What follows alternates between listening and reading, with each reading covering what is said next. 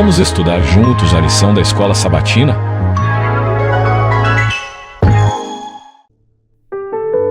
Lição 10.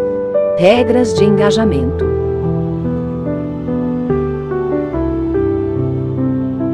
Verso para memorizar.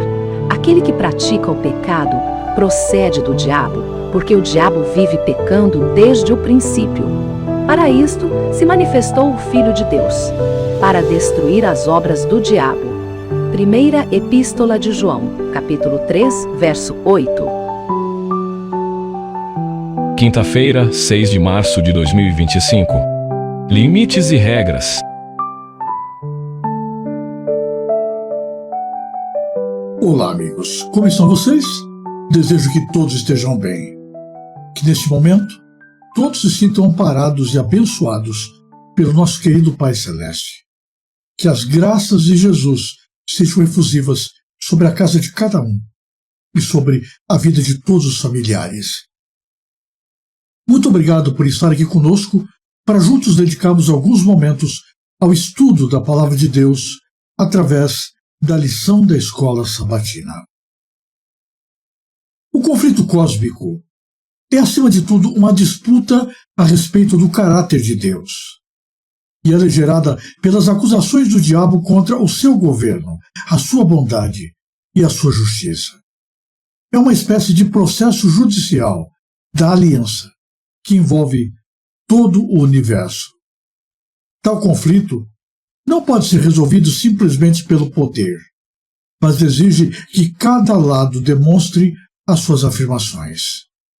Quando são apresentadas alegações graves contra alguém que está no poder, a melhor e talvez a única maneira de responder a essas acusações é permitir que lhe seja feita uma investigação independente, imparcial e aberta.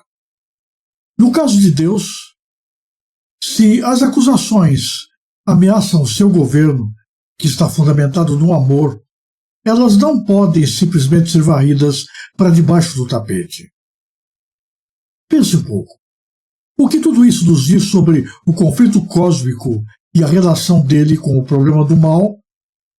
Se Deus fizesse uma promessa, será que ele a quebraria? Claro que não. Mas como o Senhor age em harmonia com as regras do engajamento, sua ação futura seria limitada em termos morais. Por isso, o domínio temporário do reino das trevas ocasiona o mal que existe atualmente em nosso mundo. O Evangelho de Marcos apresenta duas histórias que mostram o poder de Deus sendo limitado pelas circunstâncias. Uma mostra os discípulos não podendo expulsar os demônios. A razão para isso era a sua falta de fé. A outra ocorreu em Nazaré e apresenta Jesus sendo rejeitado pelos da sua cidade e impedido de abençoar e curar as pessoas ali. Marcos registra esse acontecimento de maneira impressionante. Ele diz assim: Jesus saiu dali e foi para a sua cidade, acompanhado dos seus discípulos. Quando chegou o sábado, começou a ensinar na sinagoga, e muitos dos que o ouviam ficavam admirados. De onde lhe vêm estas coisas?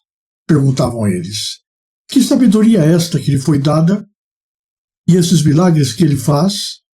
Não é este o filho do carpinteiro, filho de Maria e irmão de Tiago, José, Judas e Simão? Não estão aqui conosco as suas irmãs? E ficavam escandalizados por causa dele. Jesus lhes disse: só em sua própria terra, entre os seus parentes e em sua própria casa, é que um profeta não tem honra. E não pôde fazer ali nenhum milagre, exceto impor as mãos sobre alguns doentes e curá-los. E ficou admirado com a incredulidade deles. Então, Jesus passou a percorrer os povoados ensinando. Marcos 6, versos 1 a 6. Em ambas as histórias, parecem estar em vigor alguns limites ou regras de engajamento relacionados com os elementos como fé e oração.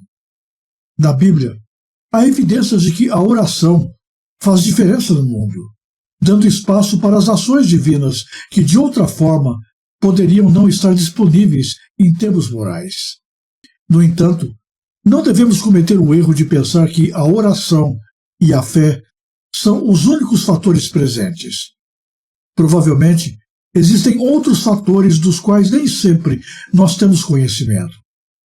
Isso se encaixa no que estudamos anteriormente sobre as regras de engajamento.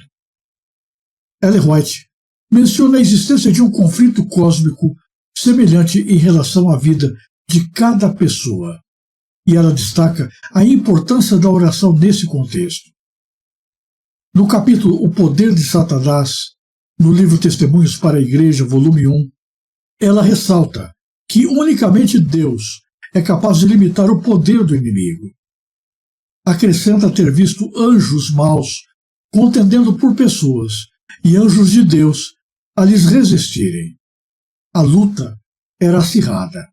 No entanto, acrescentou ela, não cabe aos anjos santos controlar a mente dos homens contra a sua vontade.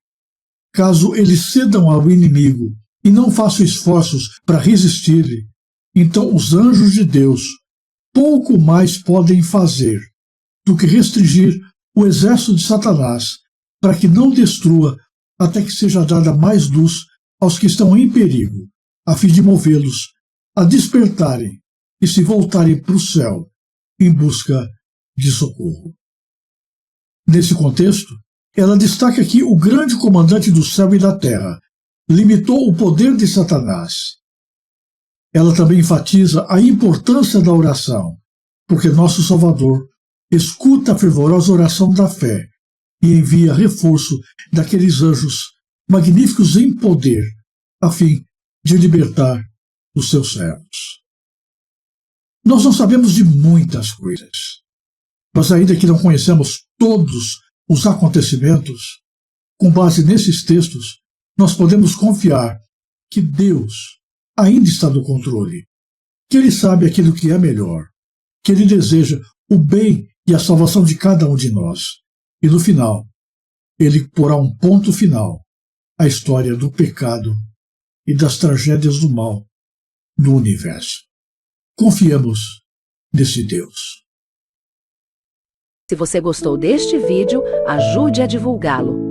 Inscreva-se no canal, deixe o seu gostei, clique no sininho das notificações e compartilhe o link com as pessoas que você conhece. Fale mais de Deus no mundo que quer esquecê-lo. Que Deus abençoe você em cada momento e em todos os lugares.